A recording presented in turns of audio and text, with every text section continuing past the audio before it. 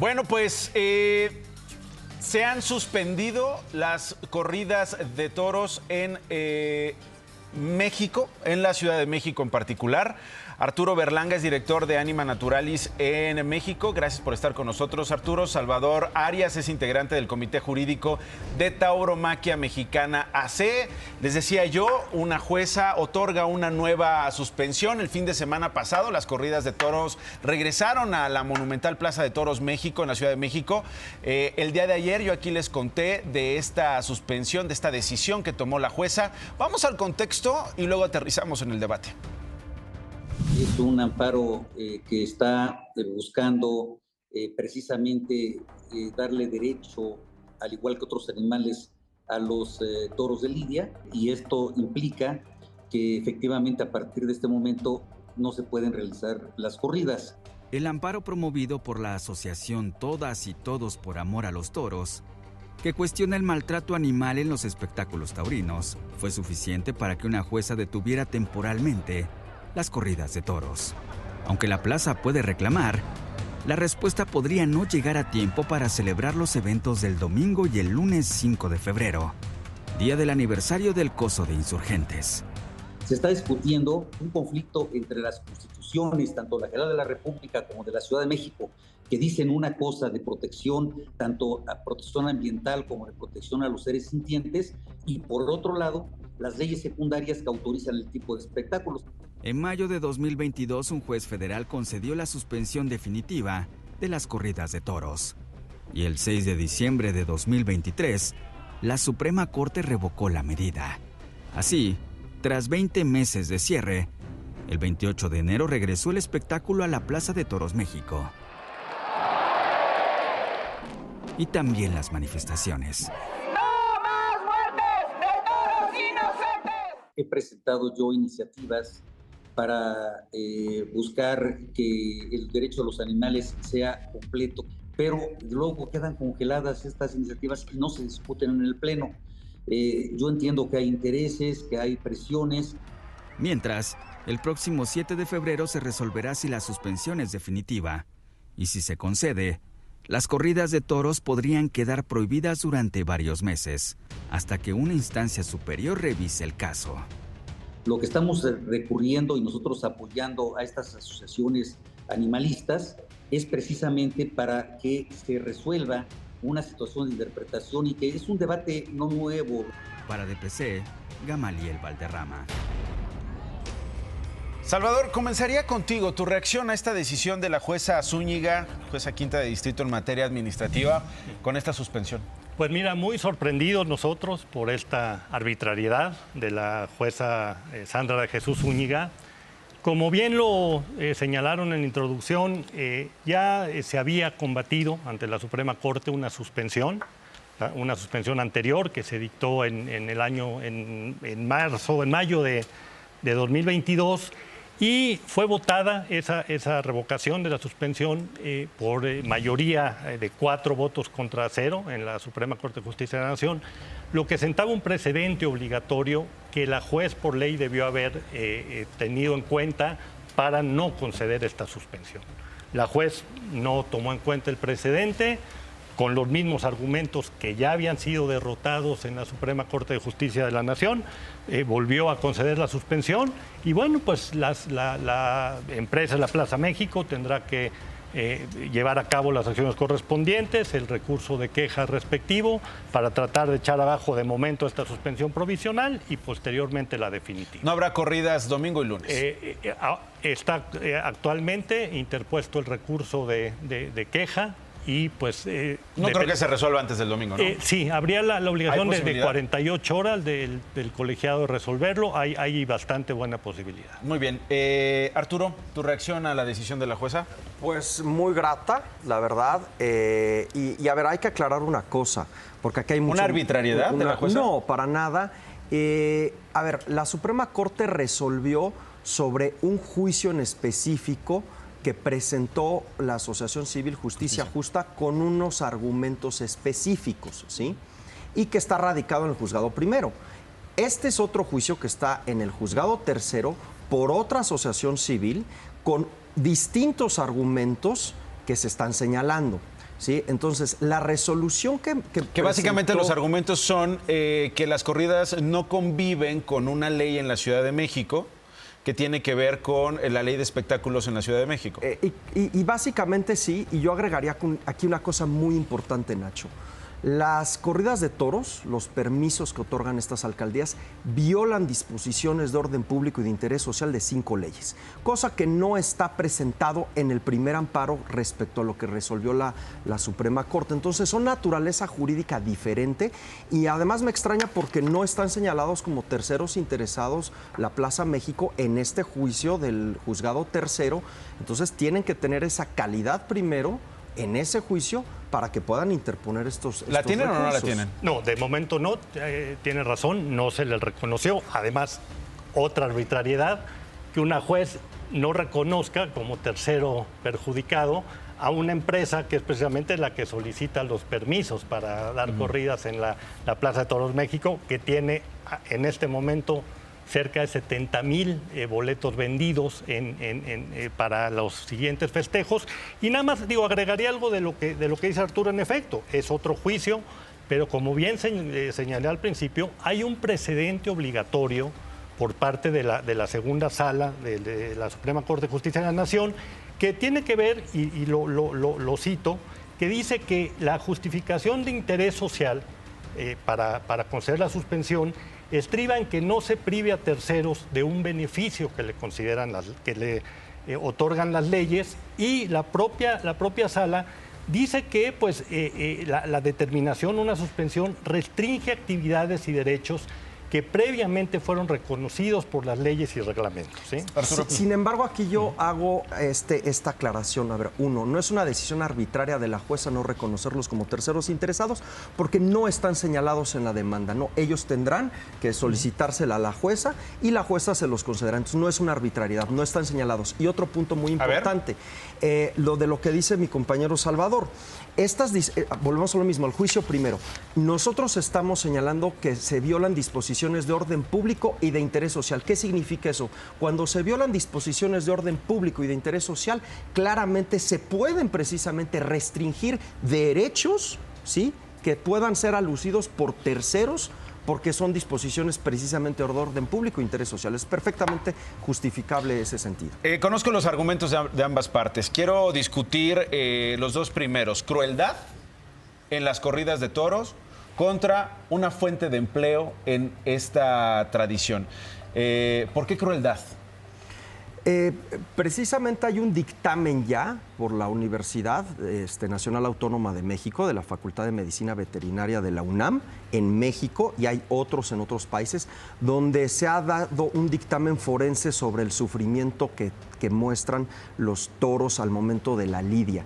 Y además, sin ser necesariamente un experto, un veterinario académico, uno lo puede ver perfectamente bien en el espectáculo cuando los animales están sangrando, y se ha documentado con testimonios de la PAUT que incluso muchas veces hasta 16 estocadas han recibido los toros, que no los matan a la primera y se vomitan en sangre, se ahogan en sangre. Entonces creo que eso para cualquier persona pues es una muerte espantosa y es un acto de suma crueldad. Salvador, ¿qué respondes a eso? Bueno, a ver, se manejan estos argumentos de crueldad, de que hay unos dictámenes que, bueno, son dictámenes que no tienen de momento una validez jurídica. Yo te comentaría simplemente, ¿no?, de esto que nos dicen. Cuando un toro se indulta, por ejemplo, cuando un toro se le perdona la vida por bravo, si se le indulta el domingo, ese toro, hay videos, se pueden ver en redes, el viernes está en el campo bravo viviendo su vida normal. Es decir, las lesiones no son lesiones que pongan en peligro su vida, hasta en tanto, bueno, se le mata, ¿no? Es un espectáculo cruento, lo reconocemos, es la naturaleza del espectáculo, pero en todos los países taurinos, los tribunales constitucionales, en muchos de ellos, han reconocido pues, que es un espectáculo que constitucionalmente constitucionalmente permitido. Permitido, ajá. Sí, bueno, o sea, pero quisiera yo nada más decir una cosa, Nacho. Nadie habla, aquí los compañeros nunca hablan de lo que pasa en las escuelas taurinas, porque hay que recalcar que no los matadores, porque esa es la palabra correcta, matador que mata, no aparecen en la plaza como uno los ve ya con una experiencia. Tuvieron que pasar por una escuela y en esa escuela matan cantidad de novillos, de becerros, para aprender a matar. Entonces, esos animales que matan desde becerros y novillos en las escuelas, nadie los ve, no son visibles, no los indultan. Y como no tienen una destreza ni pericia inmediata como los que vemos en la plaza para poderlos matar, quizá la primera, pues esos animales sufren una tremenda crueldad y son invisibles y nunca hablan lo que pasa en las escuelas taurinas. Eso es completamente falso, no se matan cientos de toros en el campo. Normalmente las faenas de tienta, que se le llaman, no llevan la muerte del toro. Excepcionalmente se matan toros a puerta cerrada, pero no es verdad esto. Pero nosotros decimos, bueno, si esa es una preocupación de los grupos defensores de los animales, estamos de acuerdo en que se regule. ¿Por qué no lo regulamos? Si ese es ¿En qué términos se tendría que regular? Bueno, en tener una regulación, porque esto es muy importante, Nacho. La tauromaquia es una actividad que está regulada muy pormenorizadamente, ¿no? En una corrida de toros no se le puede hacer lo que se quiera al toro. Están planteados los tercios, están planteados los tiempos. Es decir, hay una regulación muy específica. Bueno, esa misma regulación se podría hacer para las faenas que se dan en las ganaderías, en las escuelas de tauromaquia, en fin. Arturo. Definitivamente, a ver, creo que el tema de regular, incluso jurídicamente, no cabe.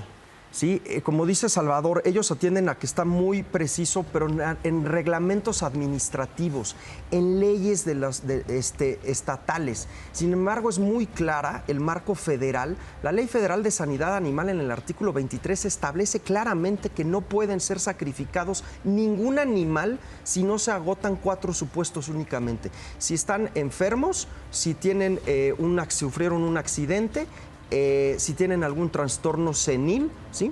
O tengan otro tipo de padecimiento. No está justificado y para eso precisamente se remiten a las normas oficiales mexicanas. Entonces, hay una regulación muy a modo de ellos a nivel local, pero nosotros estamos invocando regulación federal que es aplicable y por eso no debe de regularse, se deben de prohibir. ¿Es tortura o es tradición?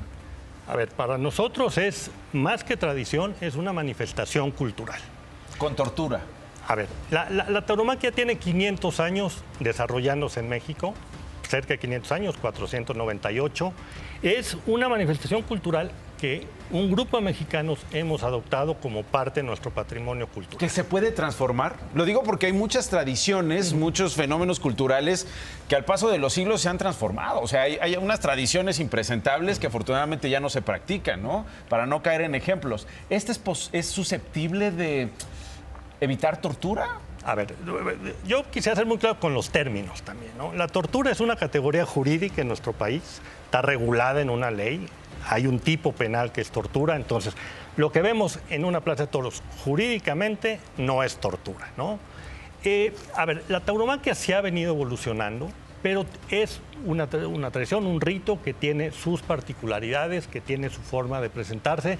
Sí hay, yo veo de los grupos taurinos, una disposición a que se revisen, por ejemplo, los instrumentos que se utilizan en la corrida de toros para quizá menos sangre, en fin, pero conservando, digamos, el rito taurino. A ver, ahí me quedo. Arturo, ¿hay posibilidad de mantener esta tradición? A ver, creo que si ya están analizando los instrumentos es que reconocen que hay tortura, son instrumentos de tortura, las pullas, las picas, etcétera. Entonces, claro que reconocen, si ya están evaluando eso, reconocen que hay una tortura. Ahora te voy a decir una cosa, Nacho, pues tradiciones hay muchas, culturas hay mucho. Podemos decir que hoy pues es una manifestación cultural en ciertas comunidades la venta de mujeres, el matrimonio forzado.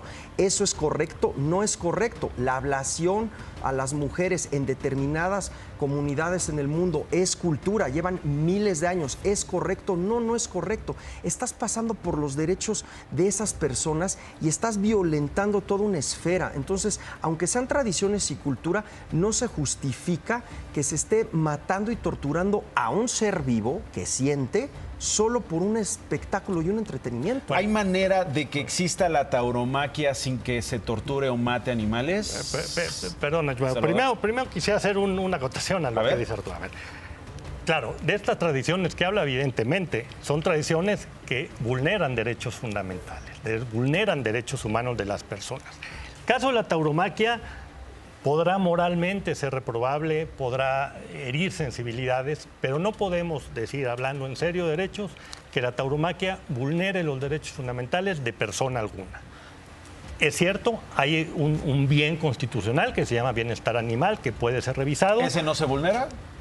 A ver, sí hay una injerencia en el bienestar de los animales, pero como en muchas otras actividades, a ver, yo te pondré ejemplo, la investigación científica.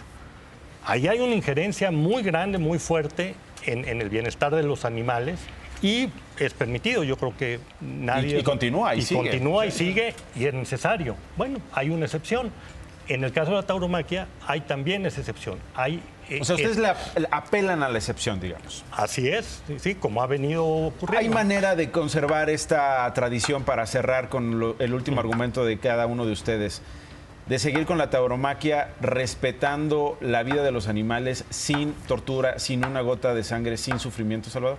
No, digo, el rito taurino tiene sus características, ¿no? Yo te pondré un ejemplo, es casi como quitarle las porterías al fútbol, ¿no? Es decir, bueno, le quitas gran parte de su esencia. Muy difícil en un programa de televisión explicar cada una de las partes de la tauromaquia, cuál es imposible. El sentido, etcétera, etcétera, ¿no?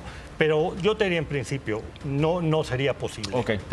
Un ejemplo te pongo. En Quito, por ejemplo, se hizo una consulta donde no se permitía ya matar a los toros, que eso también lo tengo que decir. No mueren en el ruedo, mueren en los corrales, ¿no? Entonces, prácticamente, pues la gente no va a los toros. Arturo. Si te fijas, Nacho, y no es la primera vez que lo oigo, ¿no? Lo he platicado con otros miembros del gremio taurino. A ellos les gusta la muerte del toro. No conciben precisamente un espectáculo sin que haya sangre, sin que se le mate al toro. Como dicen, es un ritual para ellos. Es una manera muy específica que tienen ellos de ver el mundo y afortunadamente la gran mayoría en este país repudia ese rito para que se mate, se torture toros y se usen como espectáculo. En una consulta pública, ¿qué ganaría, Salvador? No, a ver, tiene razón Arturo, a lo mejor que la mayoría de la población no le gusta este espectáculo, no comparte la tauromaquia, pero precisamente nosotros apelamos nuestro derecho como minoría, ¿no? Es decir, nosotros ponemos en la mesa que tenemos y que ejercemos una serie de derechos con los espectáculos taurinos. Esto lo reconoció la Corte precisamente en la suspensión que revocó, que se ejercen derechos. Okay. Entonces, esa sería nuestra... ¿Y qué ganaría en una consulta? Yo quiero aclarar en este punto. Salvador habla sobre esta resolución específica, sin embargo ya hay una sentencia de la Corte que es muy similar cuando se prohibieron las peleas de gallos, que es muy clara esa sentencia. Ninguna actividad que conlleve maltrato animal, ¿sí?, puede ampararse bajo una protección constitucional al derecho a la cultura o al derecho a la libertad de trabajo. Ya hay una sentencia respecto a la Corte. Nosotros consideramos que sí hay una vulneración a los derechos humanos y demás disposiciones y precisamente por eso la Corte va a resolver, ¿no? En ese sentido. Pues seguimos con el debate. Y en una consulta, por supuesto que ganaríamos, sin embargo, no se puede hacer jurídicamente. Bueno, seguimos con el debate. Si les parece bien, les agradezco mucho que hayan compartido estos argumentos. Es Salvador Arias y Arturo Berlanga, y este es el Dato Multiva.